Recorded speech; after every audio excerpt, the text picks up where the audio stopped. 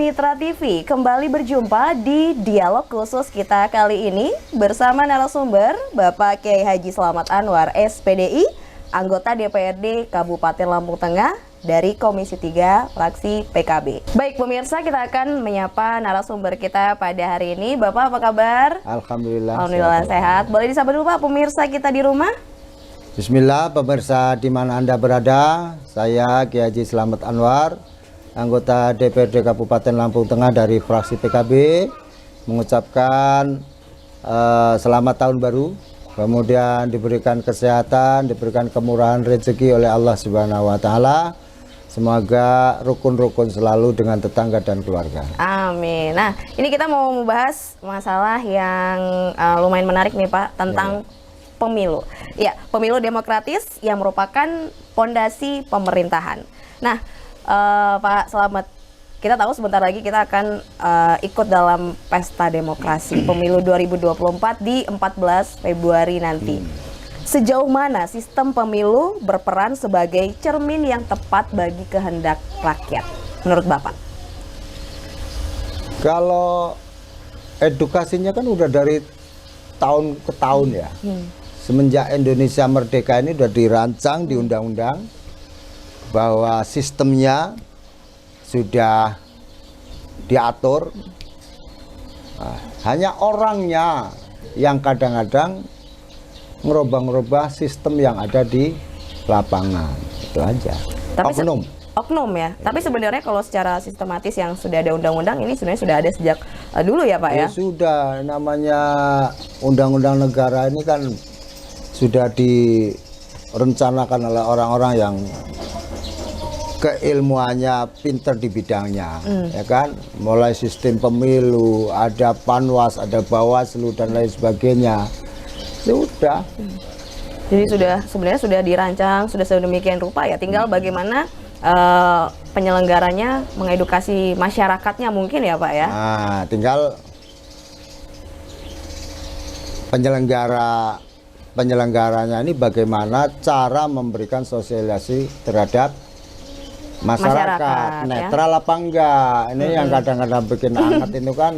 Ada yang nggak netral Pak ya? Ada yang berat sebelah atau bagaimana? Kan jelas di undang-undang pemilu ini penyelenggara negara mulai presiden, gubernur, kemudian bupati, kepala kampung wajib netral. Wajib netral gitu loh. Tapi ada nggak Pak di lapangan yang nggak netral menurut Bapak? Ya banyak. Banyak ya Pak ya? Iya, yang lagi kuasa itu rata-rata nggak netral karena takut kadernya kalah. Ya. Ini kenyataan ya Pak ya? Kenyataan ini yang susah. Yang sering terjadi di lapangan seperti itu ya Pak ya? Bukan sering terjadi, kebiasaan. Kebiasaannya yang terjadi. Iya. Wah ini berarti perlu apa nih Pak yang bisa dilakukan supaya netral ini Pak orang-orang penyelenggara? Ya karena ada Panwas ya, ada Panwas ya, harus kerja maksimal dong Panwasnya. Panwasnya harus kerja maksimal. Yang bikin kita ini sering gaduh ini kan karena tidak punya komitmen bersama yang sudah ditandatangani di apa itu perjanjian persetujuan pemilu bahwa gitu. Faktanya dilanggar semua. Ini yang bikin gaduh di bawah. Waduh, ini agak gawat ini Pak ya kalau di bawah gaduh Pak. Ya sekarang ini apa? Semuanya memelintir kan, dengan anaknya presiden nyalon. Kemudian ada keluarganya yang nyalon di semua tingkatan. Ya karena ya maklum lah. Kalau saya sih manusiawi aja karena yang namanya keluarga nggak dibela ya gimana itu. Takut kalah itu wajar. Cuman yang jadi masalah ini kan kita ini sudah diatur di undang-undang pemilu bahwa selaku penyelenggara negara ini tidak boleh terlibat langsung praktis atau ASN. Tapi kalau sampai ada yang mengkondisikan, gubernur mengkondisikan, kalau ada bupati yang mengkondisikan karena dia mungkin dari kader partai, nah inilah makanya ini yang sangat menyayangkan. Sangat menyayangkan.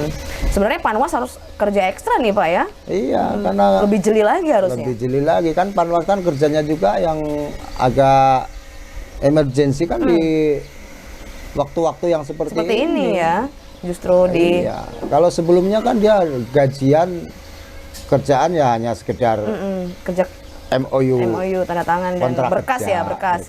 Tapi kan sekarang ini Actionnya sekarang ini. ya. Nggak usah takut.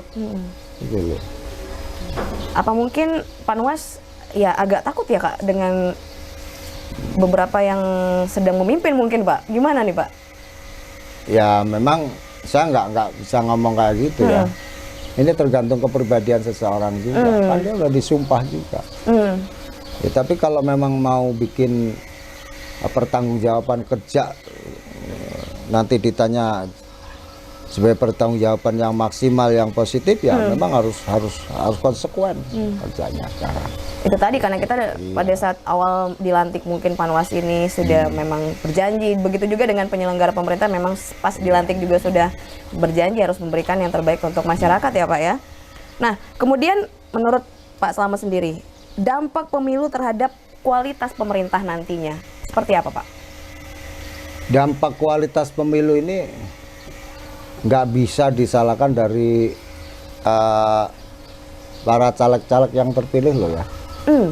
Seperti itu? Karena nih kalau saya baca sekarang ini, yang namanya caleg itu kan dengan latar belakang yang berbeda. Ada yang ekonominya memang di atas mapan, ada yang ekonominya pas-pasan, nyalon tapi pas-pasan, ada yang ekonominya memang berantakan, nekat nyalon. Nah. Ada juga Pak ya? Ada juga. Nah, yang jadi masalah ini, peluang-peluang ini dibaca sama masyarakat. Oh, itu ekonomi mapan. Jadi datang sosialisasi NPWP nomor piro wani piro. Nah, ini sudah masuk ini, udah masuk apa yang ditanyakan Mbak Vera, masuk mempengaruhi mutu daripada hasilnya, pemilu nanti. Lah kalau yang punya duit banyak, kemudian dia bayar semua masyarakat yang mau nyoblos dia, berarti ini kan bukan mau pengabdian, tapi kerjaan, dia mau kerja. Dia mau kerjaan, bukan pengabdian kepada masyarakat. Yang namanya kerja ya itu untuk dirinya sendiri, untuk keluarganya, untuk orang-orang di sekitarnya saja. Gitu. Yang lain terserah. Nah, maka kemudian ada slogan, udah lupa jadi. Bukannya lupa, memang udah dibayar 50 sampai 100. 50 sampai 100 tarifnya. Iya. Di sana juga bahas programnya nggak untuk masyarakat. Bagaimana stabilo untuk kepentingan kelompoknya. Ini yang bikin kita rusak sebenarnya. Ini agak susah ya mengurai, ini kayak benang kusut ya Pak ya. Dari masyarakatnya juga kadang menawarkan berani berapa? Ya hampir 99%, hanya 1% yang enggak, yang benar-benar lahir batin. Iya, makanya kiai yang nyalon kayak saya ini tugasnya dua. Satu, memberikan amar ma'ruf nahi munkar, bahwa pemilihan saudara ini dipertanggungjawabkan selama 5 tahun, dampak efeknya. Ya kalau orang-orang yang mau peduli, mau memikirkan rakyat, sudah ditransaksi di awal, ya nggak mungkin toh kita mau kerja fokus, kita udah habis-habisan. Pasti nyari. Ya rata-rata ya cari ini pengembalian. Gitu loh. Udah hukum ekonomi ya Pak ya? Udah hukum ekonomi. Oke. Jadi seperti itu. Jadi ini sebenarnya yang perlu sekali diedukasi masyarakatnya atau calegnya sih Pak? Gimana nih Pak? Apa dua-duanya? Dua-duanya ya Pak ya. Jadi ya, masyarakat nggak serta-merta hanya karena uang ini. Iya, malah ya makanya masyarakat ini harus betul-betul teliti dan jeli. Kalau ada yang membayar umpamanya, lihat aja dia punya skill. Di birokrasi enggak, punya skill untuk membawa aspirasi enggak, ditemuin susah enggak, linear dengan masyarakat enggak, itu loh. Tapi kalau hanya sekedar 50 kemudian 100 enggak ada di situ, ya sudah, jangan salahkan. Akhirnya ya begini kondisinya semuanya sudah semrawut gitu. Ya Pak ya? Iya, semrawut semuanya ini. Pak Slamet kan sudah menjadi anggota DPRD Lampung Tengah ya Pak ya, susah nggak ditemuin Bapak? Wah. Apa di telepon bisa ditemuin nih kalau masyarakat Saya ada yang ini HP 24 jam. Paling kalau tidur aja tak hidupin walaupun di silent aja. Ya kalau udah terlalu capek ini jujur aja. udah habis kunjungan-kunjungan mungkin ketiduran ya. Tapi kalau selama masih terjaga nih, ada masyarakat nelpon urgent malam misalnya, Pak bisa Yai tanya di pemirsa ini yang merasa pernah komplain dengan saya. Saya berani tantang, bener. Benar, berani nih Pak. Iya, kalau memang di telepon susah. Kalau biasanya ada telepon, kok belum terangkat, pasti saya telepon orang itu. Walaupun siapa orangnya. Ini yang kedua, rumah saya ini 24 jam. Boleh ke sini masyarakat ya Pak ya? Iya, 24 jam mau ketemu, mau apa, yang bisa saya bantu. Jadi kepentingan masyarakat ini hanya bukannya sekedar saya nanti dibantu apa, tapi saya ini yang merupakan apa ya, akses untuk kepentingan masyarakat, aspirasinya mau dibawa ke pemerintah gitu loh. Jangan hanya sekedar apa ini mengharap bantuan dari kita, ya kita ini nggak ada bantuan apa-apa, bantuannya ya aspirasi kan, gitu loh. Ya kalau wajar ketemu, namanya ketemu ini apa minta bantuan kayak sekedar rokok, ya nggak apa-apa ngerokok bareng. Tapi kan kita nggak janji. Hal-hal yang seperti itu kan tidak tertulis ya sifatnya. Tapi orang-orang itu hanya mindsetnya tertulis yang seperti itu, tidak salah. Jadi kita ini membawa caleg itu adalah bagaimana caleg itu nanti bisa membawa aspirasi ke pemerintah gitu. Karena memang wakil rakyat memang bertugas untuk mengantar aspirasi ya, perantara aspirasi dari masyarakat nanti diteruskan ke pemerintah. Oke, jadi memang Pak Slamet ini memang juga sudah menjadi anggota DPRD Kabupaten Lampung Tengah dan bisa dibuktikan tadi beliau tantang ya bahwa beliau ini memang selalu menerima 24 jam kalau ada masyarakat yang punya keluhan ya Pak di rumah ya. Iya. Oke, jadi ini menarik lagi, Vero mau bertanya nih, Bapak ikut kontestasi politik tahun ini? Ikut ya? Saya sebenarnya apa ya, hanya melanjutkan SK saya mau saya sih. Melanjutkan 5 tahun lagi. Ikut kontestasi ya Pak ya? Selagi masyarakat mau percaya, alhamdulillah. Tapi ya begitu saya katakan, saya turun di bawah. Gini loh, edukasinya seperti ini. Kalau sampean percaya dengan saya, ya kepercayaan itu saya akan terima. Tapi kalau sudah transaksi, ya silakan. Berarti kemakrufan Anda, kebaikan Anda ini dijual. Gitu loh. Tentu saja ini dampaknya ke depannya. Ya sekarang kalau ada orang kenal enggak, latar belakangnya enggak jelas, kemudian skillnya juga enggak meyakinkan, tapi karena punya duit dia jadi. Ya enggak pernah. Kebijakannya bagaimana? Enggak pernah ngantor ya Pak ya? Cuman pernah lihat ada yang seperti itu enggak Pak? Pernah apa enggak? Kita nggak usah sebut pernah apa enggak? Pernah lihat ada nggak Pak? Ya ada. Ada Pak ya? Ada yang kayak gitu itu karena menang dia duitnya banyak. Duitnya banyak. Gitu. Jadi akhirnya? Jadi akhirnya kayak kita ini kan yang sekelompok yang tidak membayar juga susah untuk mendobrak apa itu program. Susah. Karena rata-rata pada zatanya karena banyak ngeluarin duit. Nah, kalau penawaran banyak ke masyarakat. Iya. Itu tadi ya, semakin semrawut ya. Berarti menurut Pak Slamet nih, implikasi mendalam atau pengaruh keuangan dalam pemilu, misalnya nih peran pengeluaran kampanye, ini ternyata memberikan pengaruh yang cukup signifikan terhadap hasil pemilu itu sendiri ya Pak ya? Oh iya, iya. Ini kita ngomong nggak usah nasional lah ya. Kalau nasional kan kita edukasinya mungkin lewat apa media, televisi.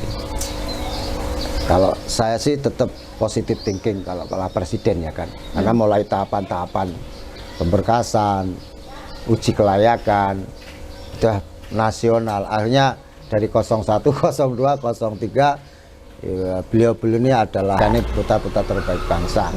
Jadi di bawah ini kalau presiden ini aku berharap masyarakat jangan NPWP lah. Ya kan? Nomor piro wani piro. Jangan ya Pak ya kalau jangan. Beliau-beliau ini nanti akan memberikan 250 rakyat Indonesia. Tapi menggiurkan loh Pak penawaran kadang dari caleg ini. Gimana? Itu tadi karena kebutuhan masyarakat yang meningkat, akhirnya mereka mengajukan hal tersebut. Bagaimana mengedukasi masyarakat supaya jangan terpengaruh uang yang sesaat atau uang yang sekali, Pak? Ya itu lagi yang jadi-jadi ya, terutama yang jadi-jadi ini. Yang jadi-jadi ya memang harus berani membuktikan, memberikan kesejahteraan kepada rakyat. Sehingga ini rakyat ini akan terbiasa dengan pesta demokrasi, bahwa pergantian pemimpin ini adalah merupakan perubahan untuk membawa kesejahteraan rakyat aman dan nyaman. Nah, yang jadi masalah kan mungkin masyarakat ini juga berpikir, lah ini jadi presiden ganti presiden juga sama aja, kebutuhan ekonomi nggak ada, secara ketahanan ekonomi juga nggak ngaruh. Sehingga begitu dia datang, tim suksesnya nih yang kadang-kadang karena udah dipercaya memberikan satu provokasi negatif. Ini kalau kamu milih ini dapat ini begini, begini. Ini akhirnya berakibat yang seperti ini gitu.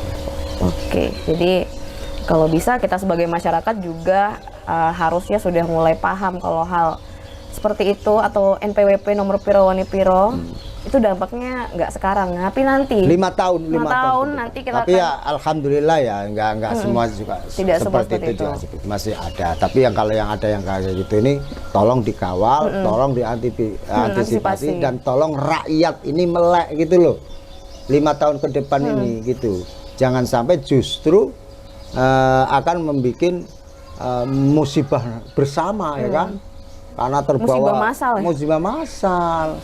Kalau saya terus terang 2 periode ini ya wajar lah kalau untuk ongkos jalan wajar. Tapi yang sifatnya sampai apa itu ratusan juta ini jangan lah itu.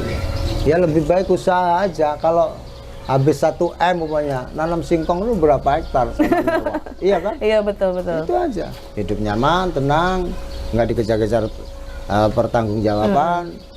Tiap tahun nggak setoran LHKPN, ya kan? Kita belum tahu aja orang-orang yang mau. Tapi kalau yang nggak pakai duit, memang dari hati nurani, ya nyaman-nyaman aja.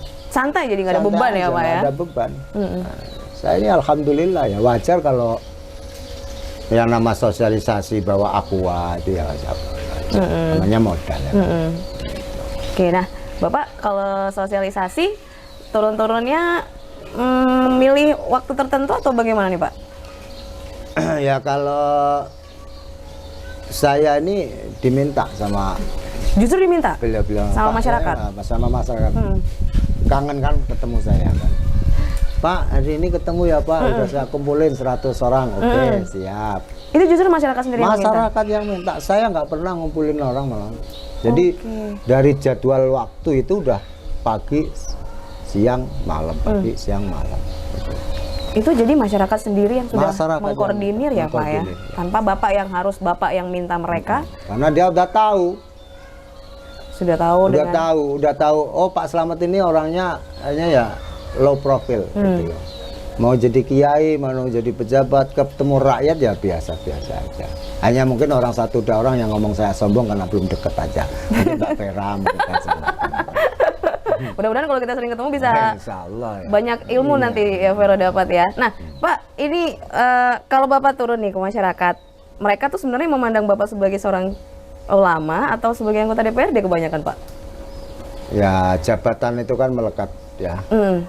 Jadi orang juga ini orang nggak usah diomong juga namanya saya tadi melekat secara otomatis ya Pak ya? Secara otomatis.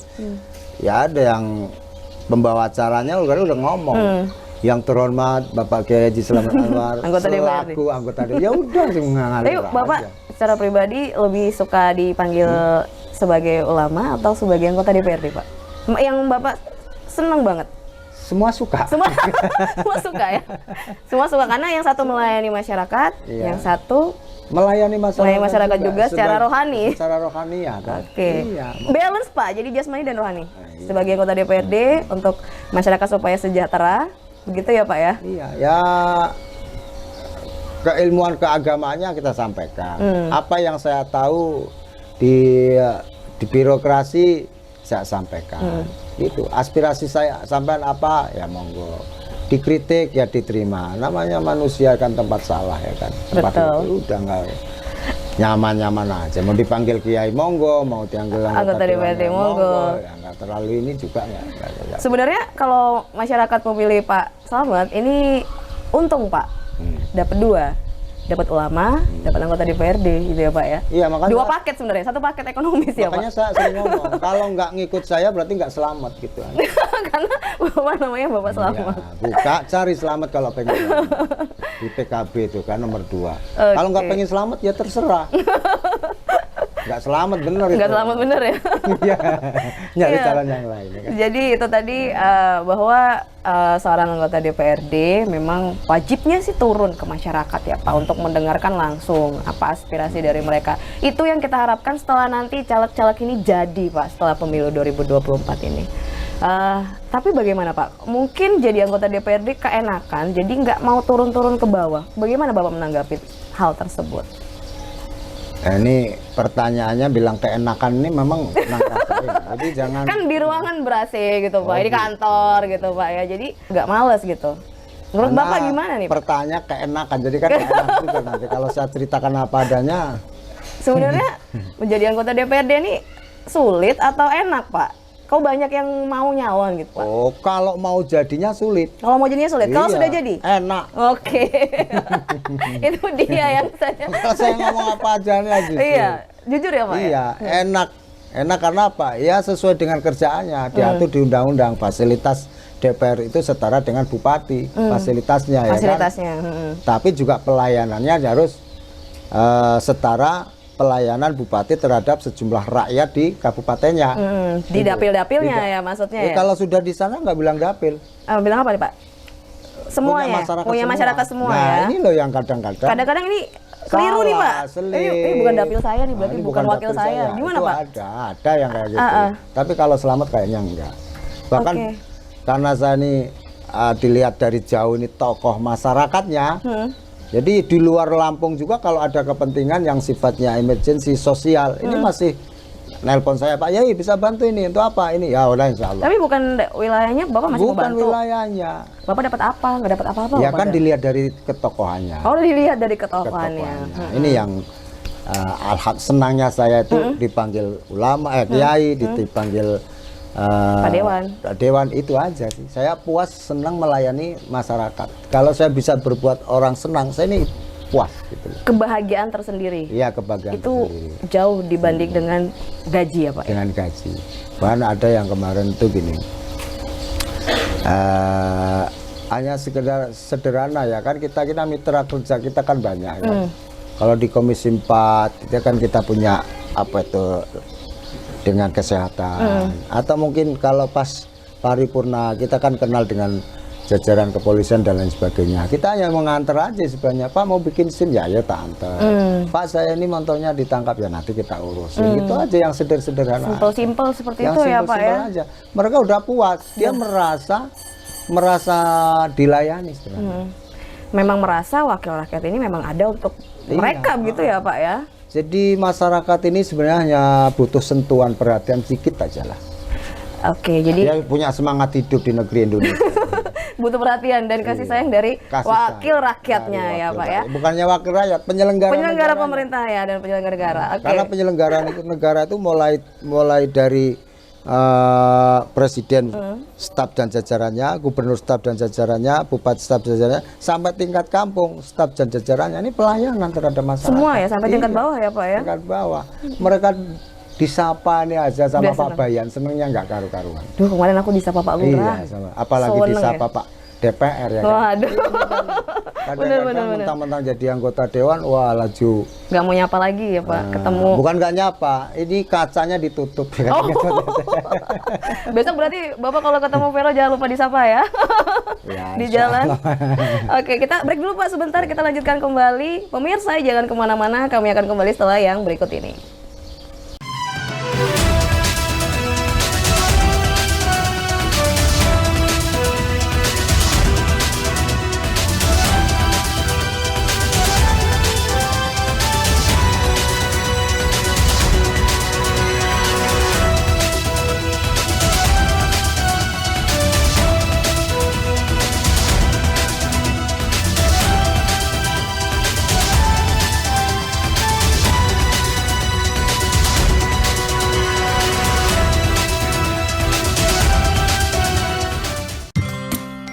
yakin gizi anak sudah terpenuhi dengan baik?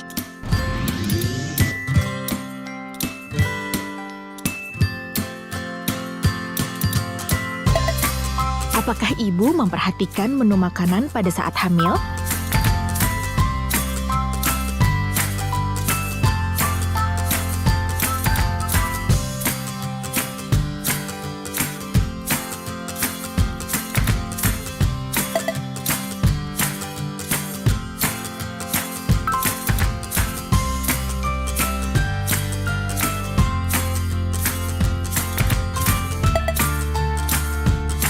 Dan rutin memeriksakan diri?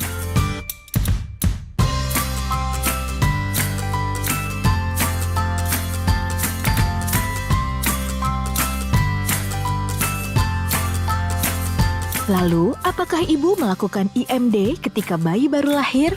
Serta memberikan ASI eksklusif 6 bulan kepada buah hati?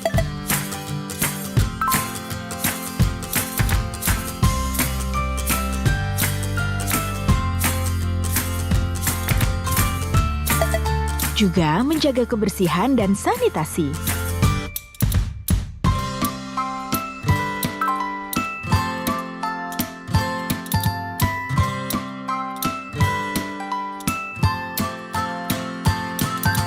Tak lupa rutin melakukan imunisasi kepada buah hati.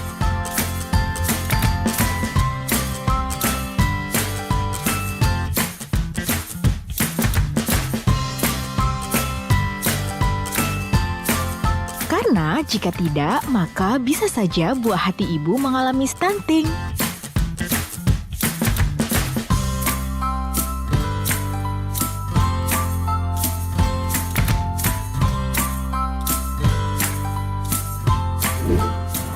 Cegah stunting itu penting. Stunting adalah kondisi gagal tumbuh pada anak akibat kekurangan gizi kronis, terutama dalam 1000 hari pertama kehidupan. Anak stunting cenderung lebih pendek dibanding anak seusianya. Stunting dapat dicegah dengan gizi dan sanitasi. Pemenuhan gizi yang baik dapat dipenuhi dimulai dari ibu hamil.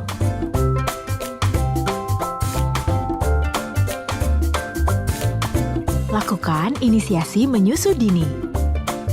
ASI makanan terbaik bayi, mengandung zat gizi yang lengkap yang dibutuhkan bayi, lebih hemat, lebih sehat, anak cerdas. Mulai usia 6 bulan, bayi diberi makanan pendamping ASI. Lanjutkan pemberian ASI sampai usia 2 tahun atau lebih. Kemudian, jangan lupa secara teratur membawa balita ke posyandu dan lengkapi imunisasinya. Faktor lain yang dapat mencegah terjadinya stunting adalah sanitasi yang sehat. Gunakan air bersih karena dapat mencegah dari penyakit diare, tifus, disentri, dan lain-lainnya. Cuci tangan pakai sabun dengan air mengalir. Gunakan selalu jamban sehat, menghindari lalat bersentuhan dengan kotoran kita, dan tidak mencemari sumber air. Cegah stunting itu penting. Cukupi gizi, lengkapi imunisasi, dan perbaiki sanitasi. Yuk ibu, jangan biarkan masa depan si kecil hilang akibat stunting.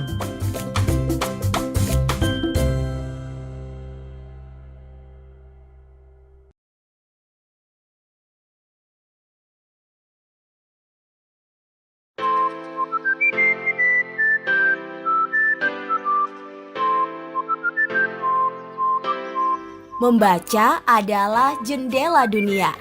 Dengan membaca buku akan mampu meningkatkan kosakata, keterampilan komunikasi, dan menaikkan keterampilan bahasa kita, mengembangkan kefasihan, dan memungkinkan kita untuk mengekspresikan pikiran dan ide-ide kita lebih baik.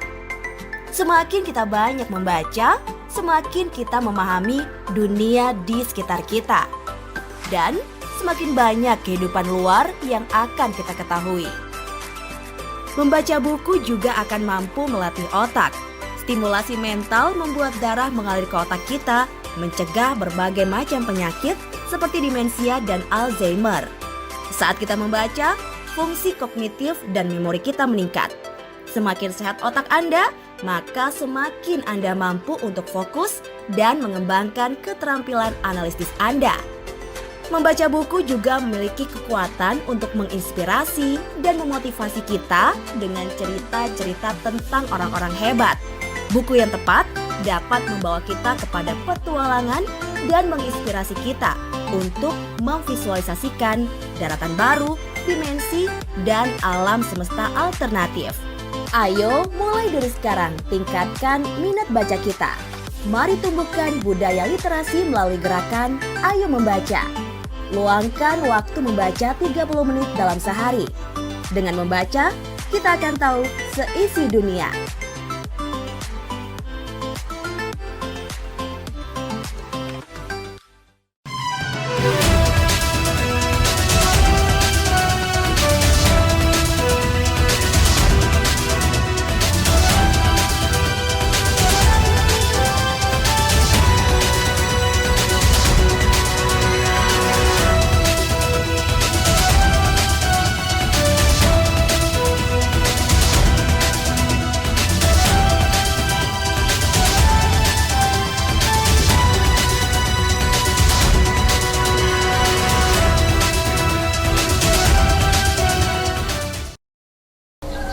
Pemirsa, masih bersama saya Vera Wang dan narasumber kita Bapak Kiai Haji Slamet Anwar SPDI, anggota DPRD Kabupaten Lampung Tengah, Komisi 3 dari Partai Kebangkitan Bangsa. Dan materi kita kali ini adalah pemilu, proses demokratis yang menjadi pondasi pemerintahan. Pak, kita melanjutkan kembali obrolan kita. Menurut Pak Slamet nih, kita kan sebentar lagi kontestasi pemilihan umum di 14 Februari 2024. Seperti apa pengaruh teknologi terhadap keamanan pemilu di era digital seperti sekarang ini, Pak? Kita kan ada Kemeninfo ya. Ya beliau-beliau inilah yang menjaga silvernya ya kan, untuk keamanannya. Tapi ya kita percaya aja lah. Kita percaya aja bahwa dengan era teknologi ini semuanya akan terpantau secara otomatis, ya kan. Walaupun mungkin ada celah juga, ya kan. Ada celah, ya? Iyalah namanya buatan manusia, teknologi, ya, ada aja. Oh, ada kesempurnaan pasti dia ada celah kelemahannya aja, ada aja yang bisa baca. Tapi saya berharap dengan demokrasi yang full ini orang ya percaya saja, karena adanya keributan, kesalahpahaman ini muncul dari ketidakkepercayaan. Nah, tapi kalau sesama percaya dengan penyelenggara, semua yang stakeholder kita punya percaya penuh, ya udah kayaknya akan minimalisir kekacauan tersebut. Iya. Nah, menurut Bapak nih, sekarang kan sistem untuk kita pemilu sudah pasti dibantu dengan era digital ya, sudah dibantu dengan teknologi. Menurut Bapak itu sebesar apa membantunya untuk penyelenggaraan pemilu ini? Ya otomatis itu ya akan sangat mempermudah baik penyelenggara atau para stakeholder yang ada di domain pemilihan, ya kan? Ini yang pertama. Yang kedua, kemudian kehebatan teknologi ini kan juga orang-orang udah tahu, ya kan. Artinya tidak bisa untuk dimain-mainkan. Ya udah percaya saja. Siapa yang menang, ya menang. Siapa yang kalah, yang kalah. Beda dengan dulu yang masih manual, ya kan. Jadi keributan itu masih 50-60% karena tidak dibantu alat teknologi. Kalau sekarang kan ada CCTV, ada database pemilih dan sebagainya, semuanya sudah ada di situ loh. Makanya saya juga kalau ada orang yang memprovokasi kalimat kata Pak ya kok ini nggak khawatir, ya ngapain khawatir?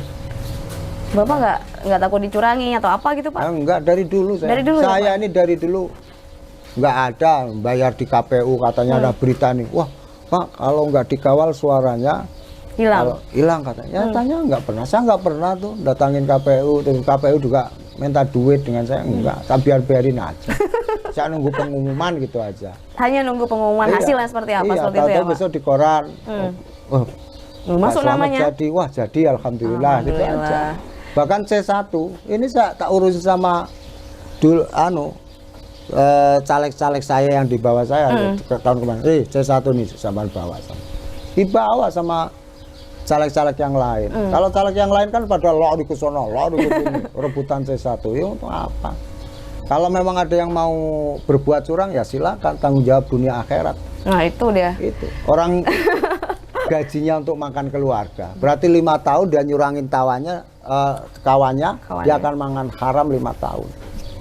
Itu. Dan orang yang makan haram doanya tidak akan dikabulkan selama dia 5 tahun itu 5 tahun mengkonsumsi itu, barang mengkonsumsi haram. haram. Ya saya takut lah orang kiai kok. Iya betul. Lebih takut itu ya Pak ya? Iya lebih takut itu. Makanya saya enjoy aja. Enjoy aja Pak ya, jadi nggak takut dicurangi. Modal 150 juta berani jalan saya. Dari dulu. Soalnya dulu cuma habis 100 juta saya mungkin kurang lebih. Untuk berjalannya kampanye ya Pak iya, ya? untuk kampanye, untuk beli masyarakat. aqua, ini beli aku aja. Sama beli bibit tadi mungkin ya Pak ya? Kalau ini sama beli bibit-bibit aja kami cari yang harga sedang lah, yang 8.000 itu. Untuk diberikan kepada masyarakat ya Ada Pak masyarakat. ya? Dan hasilnya alhamdulillah sampai sekarang. Kalau mau pengajian, mau acara besar tinggal telepon, kirim sih itu bibitnya kan udah pada buah siap, udah. Hasilnya Pak? Hasilnya. Saya nggak pernah janji yang muluk-muluk, nggak boleh. Karena orang janji tanda-tandanya orang banyak bohongnya itu suka janji. Oke, boleh di note pemirsa, tanda-tanda orang yang berbohong itu banyak janji ya Pak ya? Orang-orang yang makanya saya sering ngomong, ingat kalau banyak caleg turun kok banyak janji, ya ini tanda-tanda orang mau banyak Tanda-tandanya ya? bohong. Iya. Saya nggak mau janji-janji kayak gitu. Kalau mau ini selamat, kalau nggak Nggak selamat. selamat. Karena tidak memilih Pak Slamet ya? Oke, Bapak boleh tahu Bapak di dapil berapa ini? Boleh di...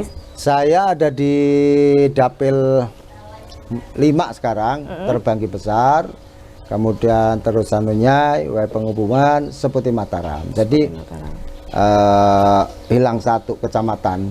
Oke. Seputi Agung ini.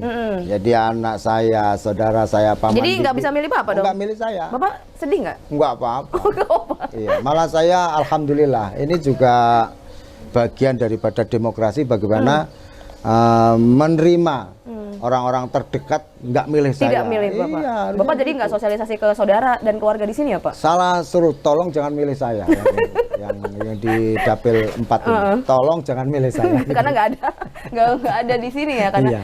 Oh berarti Bapak tidak dapat di dapil Seputi Agung padahal itu di basis ya atau Basis keluarga saya. ya. Nggak apa-apa nih Pak, maju tak gentar. Ya, saya maju tak gentar walaupun ada yang bilang maju tak gentar bila yang bayar, tapi jangan bayar. Sebenarnya mau saya lanjutin tapi nggak jadi tadi. Tetap ya optimis ya Pak ya. Saya optimis ya, saya optimis, saya yakin. Apa yang membuat Bapak yakin? Yang membuat saya yakin, saya merasa dekat dengan mereka, dengan masyarakat. Itu modal poin. Nah, jadi kalau saya merasa dekat kan, bahasa tubuh orang itu kan bisa kelihatan. Oh ini dekat, wah milih saya ini. Nggak usah dipaksa-paksa. Pasti otomatis ya Pak ya. Makanya kalau yang nggak yakin, pasti dia tambah lagi. Wah, Bapak optimis. Ngapa? Karena saya merasa dekat dengan anak, tapi kurang yakin. Akhirnya dia ngebayar, cus. Nah, ini NPWP tadi ya Pak ya. NPWP. Kalau saya enggak, ya biasa sosialisasi umumnya itu kan bawa aqua itu aja, ninggalin orang yang rumah untuk snack Konsumsi. Ya kalau nanti nggak bawa apa ya pelit namanya. Untuk makan bersama ya Pak ya. Yang namanya ikhtiar usaha ini kan sesuai dengan sesuai dengan yang dikeluarkan kan, gitu. Jadi walaupun basis dapil terdekatnya tidak masuk dalam Bapak nanti kontestasi, Bapak tetap optimis karena memang sudah berjalan dekat dengan masyarakat ini ya Pak ya. Iya, dan saya walaupun bukan dapilnya sini juga mereka udah kenal kan, di panggung-panggung, dan saya memang Di panggung maksudnya pas dakwah Pak? Iya, pas dakwah. Ini enaknya jadi kiai kan di sini. Iya betul. Jadi dapat keuntungan tersendiri ya Pak ya, tanpa disadari masyarakat emang sudah kenal karena sering berdakwah ya tentu dari daerah ke daerah ya Pak ya. Dan sampai hari ini, sampai detik ini jadwal untuk turun saya belum selesai. Padahal kurang 13 hari. Masih padat Pak jadwalnya? Masih padat. Oke. Itu yang minta beliau semua. Semua masyarakat yang meminta. Ya, tokoh-tokohnya. Tokoh-tokoh yang meminta. Ya, kolegan saya. Kan. Bapak ditelepon gitu ya Pak ya? Telepon, Pak, malam ini udah terkumpul sekian orang di kampung ini. Oh ya, saya ngejalan. Sampai ada yang, Pak, oh tumburan nanti coba diundur Reschedule. lagi gitu. Ya itu makanya saya optimis. Hal itulah yang membuat Bapak optimis ya, Iya. walaupun dapil basis keluarganya sudah di-cut, tapi Bapak tetap optimis karena memang masyarakat banyak yang masih meminta dan membutuhkan Bapak, seperti itu ya Pak ya? Iya, walaupun di partai saya ini di partai senior ya kan, mantan ketua DPC, ketua Dewan Dari tahun Suro. berapa Pak? Hah? Dari tahun berapa di partai PKB? Saya tahun 2014 ya kan. 2014. Iya. Walaupun saya ini nomornya nomor 2, sebenarnya nggak pantas juga sih. Nomor berapa Pak urutnya? Nomor 2. Harusnya? Ya nomor 1 Pak. Si nomor 1. Tapi kan kiai, kalau Iya. mau ngotot nggak pantas. Ya. Ini repotnya jadi kiai kan itu, mau mereman dikit nggak enak. Kiai tokoh, masa mau mereman. Ya kiai juga. Jadi manusia ini kan karakternya ada 2. Kadang ikut setan, kadang ikut malaikat. Kita berharap ikut malaikat. Ikut malaikat terus ya Pak ya? Iya. Intensitasnya mudah-mudahan lebih banyak ikut malaikat daripada ikut setannya ya Pak ya? Iya, walaupun kasih nomor 2 ya sebenarnya manusia juga agak kecewa dikit dengan. Secara manusiawi Bapak kecewa nggak? Ya kecewa lah, kecewa. Ya, tapi biar alam, biar yang menyaksikannya, yang menjawab biar rumput-rumput yang bergoyang. Tapi tetap optimis ya, karena Saya memang tetap optimis. dari bukti tadi bahwa masyarakat yang sering meminta Bapak untuk minta Bapak untuk datang menemui minta ke mereka. Saya tuh datang, Pak Yai, ya iya nggak apa-apa. Jadi saya mau ngejadwalin untuk saya yang mau ngumpulin orang nggak bisa malah. Justru nggak bisa, karena Nggak udah bisa, dijadwalin karena sama udah orang duluan. dijadwalin sama orang. Keduluan mereka yang menjadwalkan Keduluan ya. yang ngejadwalin. Alhamdulillah. Alhamdulillah ya Pak ya. Itu tadi ya, kalau kita ikhlas untuk memang memberikan yang terbaik untuk masyarakat, jalannya pasti ada ya Pak ya. Kita kan hidup ini selalu membuat inspirasi yang baik, memberikan edukasi yang terbaik. Tapi ya mungkin selamat orang baik juga mungkin ya kan. Mudah-mudahan ya, amin ya Pak ya. Oke, dan Pak, ini kalau boleh tahu nih, mungkin pemirsa ada beberapa yang belum tahu syarat ikut pemilu Pak, untuk masyarakat nih yang bisa memilih seperti apa, kemudian bagaimana persiapan masyarakat untuk memilih. Ya syarat pemilu kan hanya di undang-undangnya yang penting sudah berumur 17 tahun, punya KTP, itu aja. Sudah bisa langsung ya? Sudah bisa langsung, kalau yang nggak punya KTP bisa mengajukan ke TPS terdekat pakai surat keterangan bisa. Bisa tetap ya Pak ya? Kalau menggunakan surat untuk keterangan. saspranya dipermudah sebenarnya. Sudah dipermudah Sudah sekarang dipermudah. Tinggal masyarakatnya ini peduli apa enggak dengan bangsanya gitu. Karena ada masyarakat yang nggak peduli. Untuk apa seolah-olah apa ya, pemilihan presiden, gubernur, caleg ini sekedar hiburan, intermezzo aja. Intermezzo. Padahal ini ya penting Allah, ya Pak ya? Ini penting ini akan membawa efek dampak positif 5 tahun. Lah kok malah dibikin hiburan, guyonan katanya. Bapak pernah nggak ketemu masyarakat yang enggan milih atau mau golput gitu Pak? Pernah nggak Pak? Ya itu golputnya sebenarnya golput bersyarat. Oh, golput bersyarat? Iya. Karena saya mau golput Pak Yai. Lah ngapa? Saya kerja aja dapat 25.000 loh minimal katanya. Oh, berarti Kalau 5.000 ya saya berangkat. nggak golput. Nah, Itu golput bersyarat ya Pak? Jenis jadi, baru berarti? Jenis baru. Jadi kalau ada orang terinspirasi nggak milih, itu bukan sebenarnya awalnya dia nggak mau golput. Tapi karena tidak paham kemanfaatan pilihan pemimpin, bahwa pemimpin ini adalah yang bertanggung jawab memberikan kesejahteraan kepada rakyatnya, nggak sejauh sana. Mestinya setiap masyarakat ini juga ikut bertanggung jawab dengan suaranya, dia akan mendapatkan pahala juga bila memberikan suara yang tepat dan bagus dan bisa memberikan kesejahteraan kepada rakyat, dia ini akan mendapat pahalanya. Mungkin ini masyarakat belum terbuka pikirannya tentang hal ini ya Pak? Wah, ini yang nerangkan hanya kiai saja. Itu tadi keuntungan kalau calon legislatifnya Pak Yai ya. Dapat pencerahan juga Pak ya. Kalau yang maaf loh ya, ini kan hanya sekedar sosialisasi. Tolong Pak pilih saya ya Pak. Nanti kalau saya terpilih akan begini. Nah akhirnya terpesona ya kan. Nah padahal orang itu udah saya katakan, semakin banyak janji kelihatan orang itu akan semakin banyak bohong. Itu tadi poin ya Pak ya. Nah, kemudian masyarakat terprovokasi situasi kondisi ya kan. Karena jadi alah yang benar Pak, udah pemilu kali-kali Berapa juga kali gini-gini gitu-gitu aja. Setelah jadi Bapak nggak pernah datang. Akhirnya dia karena takut kalah, karena punya duit. Tenang Bu, setelah saya pulang, tim saya ini akan turun. Berapa data yang ada di ibu-ibu semua. Kalau 50 udah siapin semua. Nah, ini rusak. Ini yang bahaya ini, rusak ini ya Pak ya. Orang yang kayak gini akan mendapatkan dosa kalau nggak tepat, akan mendapatkan dosa mulai pemilihan sampai nanti pergantian pemilihan. Waduh, ini berarti dosanya panjang ya Pak ya? Panjang 5 tahun. Dikira nggak berbuat dosa tapi dosanya terus ngalir. Aduh, kalkulasi nggak itu dosanya Pak ya? Sama lagi. Kayak kita punya deposito duit yang nggak diambil. Waduh. Gitu loh. Agak ini ya Pak. Ini setelah Bapak Pak Slamet ngomong seperti ini baru tahu efeknya tuh bukan hanya di dunia saja, bukan hanya ke pemerintahan saja, tapi juga ke kita punya tanggung jawab ya secara moral. Maka Mbak Vera yang perlu bukan saya merasa jadi orang bahagia terbaik. Sampai saya ini 2 periode, saya nggak pernah yang namanya rebutan C1 dengan teman sendiri. Tidak pernah rebutan? Tidak pernah. Karena apa? Karena tidak punya pikiran saya ini untuk membohongin satu partai saya. Karena saya katakan dari awal, kalau saya mau main-main C1, curang, kemudian saya dilantik, gaji saya ini untuk anak istri loh. Saya ngambil suara 1 dari itu kan haram. Keharaman ini 5 tahun loh. Makanya saya nggak mau Pak. Nggak mau fair aja lah. Ini yang jadi masalah ini gaji yang saya makan ini 5 tahun. Untuk anak istri, untuk keluarga ya seperti itu ya. Untuk masyarakat gimana saya mau mengabdi kalau pakai yang tidak halal. Maka saya ya kalau dari pemimpin ini nggak percaya, menumbuhkan orang tidak percaya, pesimis, negatif thinking terus, ya dia jadi pemimpin nanti produknya rusak. Programnya tidak berjalan nanti ya. Iya, makanya udah yang positif saja.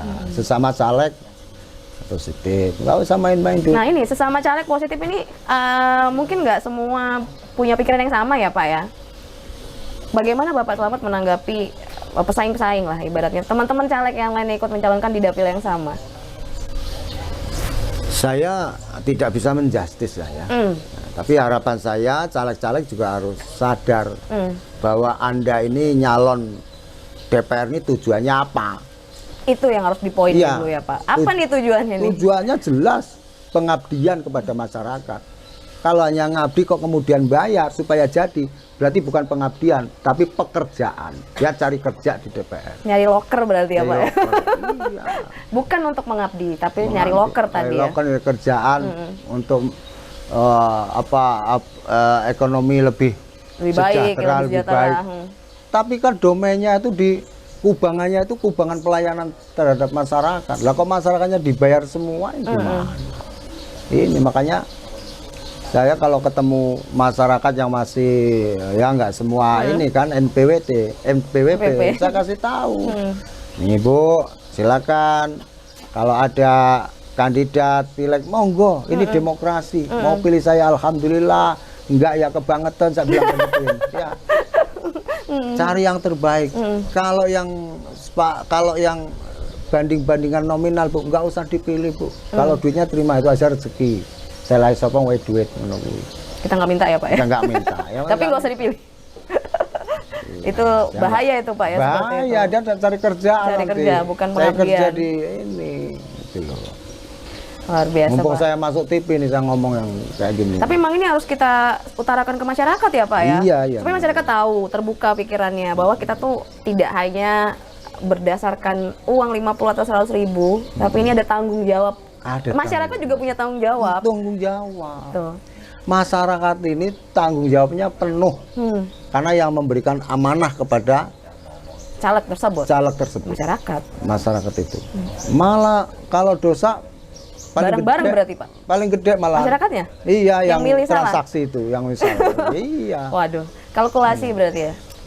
Baik Pak, nanti Mbak Vero hati-hati. Aduh, enggak deh, Vero harus kalau memilih ya? Satu hati nurani, yang kedua pelajari dulu ini orang ini programnya seperti apa, visi misinya apa. kalau dikasih duit tanpa transaksi ya terserah Mbak Vera, saya nggak ngajarin. Ini sodako apa suap ya kan? Betul. Gitu. Jadi ada dua ya, sodako atau suap ya? Iya. Jadi beda tipis antara sodako sama suap. Baik, Pak Selamat, kita akan sambung lagi pembicaraan kita. Pemirsa jangan kemana-mana.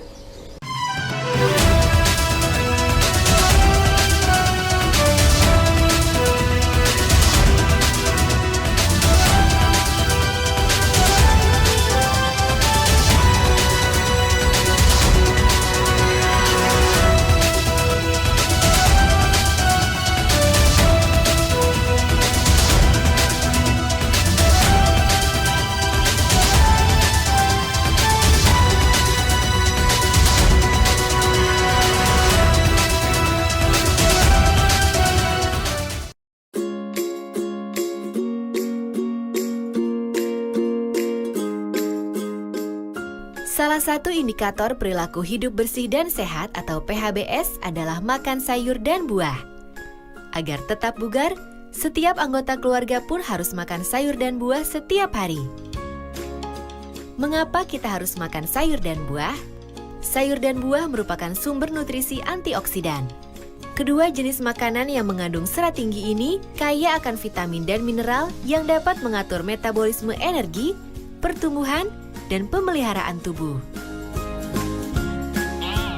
Selain banyak mengandung vitamin dan mineral, sayur dan buah dapat membuat kita terhindar dari beragam macam penyakit seperti kanker, diabetes, gangguan pencernaan, dan jantung.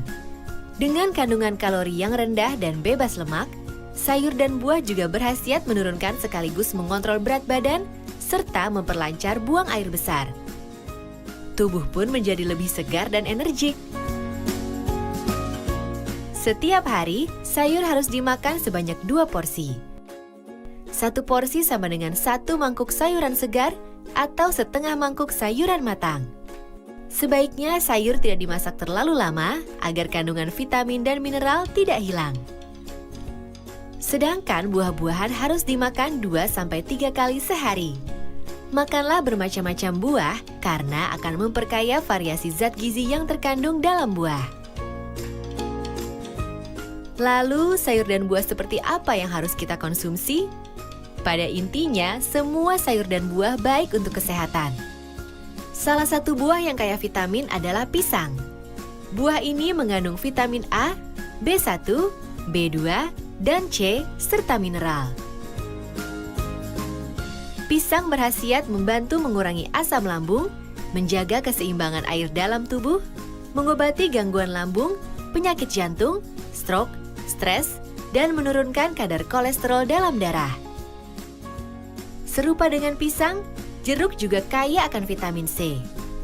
Buah ini berkhasiat mengobati sariawan, menurunkan resiko terkena kardiovaskular, kanker, dan katarak.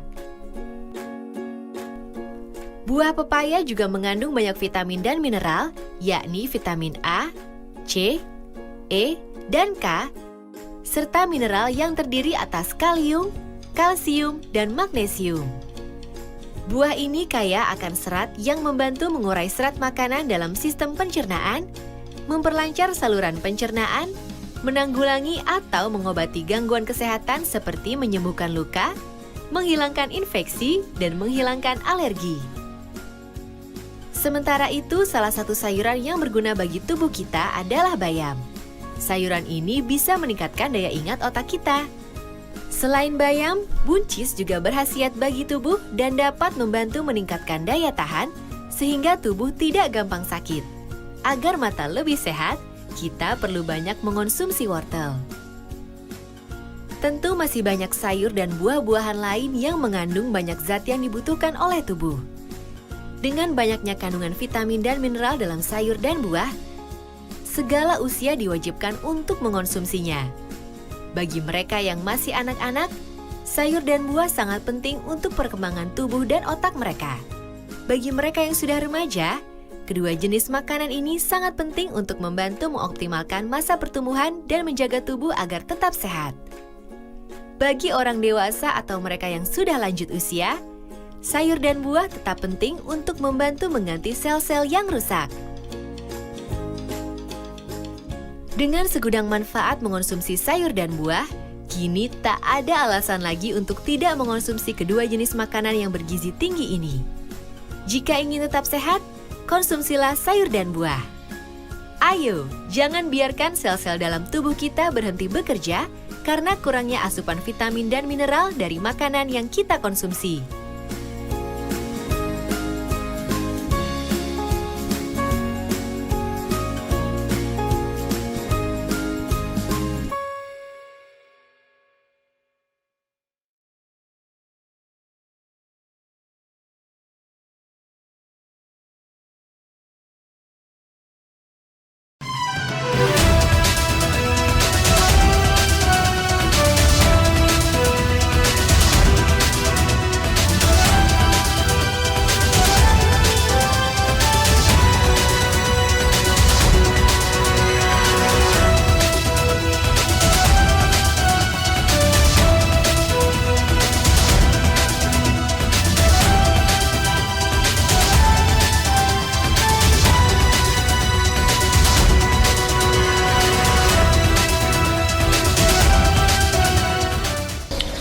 Pemirsa, proses demokrasi adalah pemilu yang menjadi nantinya pondasi pemerintahan. Tentu ini harus berjalan dengan baik dan juga secara bersih. Dan sebentar lagi kita tentunya akan bersama-sama menghadapi pemilu 2024 di 14 Februari 2024. Diharapkan semua masyarakat memilih sesuai hati nuraninya, memilih penyelenggara pemerintahan mulai dari anggota DPRD sampai dengan presiden sesuai dengan visi misi yang terbaik. Pak Haji Slamet, kita mau mendengarkan nih closing statement atau mungkin pernyataan dari Bapak terkait dengan pemilu dan juga mungkin ada pesan-pesan yang ingin disampaikan kepada masyarakat. Silakan. Assalamualaikum warahmatullahi wabarakatuh, pemirsa TV di mana Anda berada. Pertama, mari kita sikapi pesta demokrasi ini dengan riang gembira.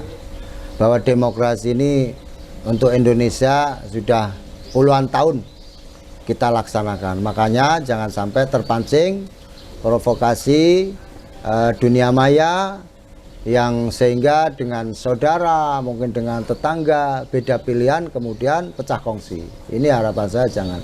Mari kita riang gembira bahwa beliau-beliau di tingkatan presiden, pilihan presiden, beliau-beliau adalah merupakan anak bangsa terbaik. Ya kita doakan semoga menjadi pemimpinan yang amanah, yang punya sifat tawadu, yang punya sifat ngayomi, ngelindungi dan lain sebagainya. Jadi siapapun yang jadi, beliau-beliau ini adalah pimpinan kita.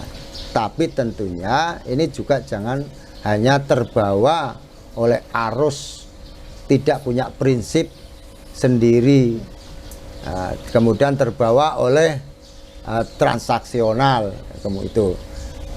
Kemudian di tingkat caleg juga seperti itu. Mari masyarakat ikut bertanggung jawab dengan calon-calon anggota dewan yang untuk membawa aspirasi masyarakat. Mana bisa dilihat dari bahasa tubuhnya, orang itu baik bisa dilihat dari cara bicaranya. Kalau sudah baik, nanti masyarakat juga akan ikut merasakan kebaikannya 5 tahun ke depan. Tapi kalau masyarakat ini juga sudah tidak baik terhadap pimpinannya, juga akan merasakan ketidakbaikannya 5 tahun ke depan. Bahkan kalau sampai salah pilihan, masalah amar ma'ruf nahi mungkar ini diperjualbelikan, ini bisa menanggung asar atau dosanya mulai dia milih sampai 5 tahun ini. Jadi harapan saya, mari kita riang gembira, memberikan kepercayaan yang penuh, jangan transaksional. Kita berdoa semoga demokrasi tahunan ini bisa merubah sistem ekonomi kita, membawa kesejahteraan kepada rakyat semuanya. Yang terakhir tentunya kami selama 5 tahun mungkin tidak bisa memberikan pelayanan penuh kepada konstituen saya. Tentunya ini juga masih closing. Saya sampaikan jangan lupa doa dan pilihannya terhadap saya, Kiai Haji Slamet Anwar dari fraksi PKB, ada di gambar sebelah kiri. nanti di nomor 2 ada tulisan Kiai Haji Slamet Anwar, langsung buka bismillah, kemudian coblos ucapkan alhamdulillah. Alhamdulillah. Itu aja yang bisa kami sampaikan.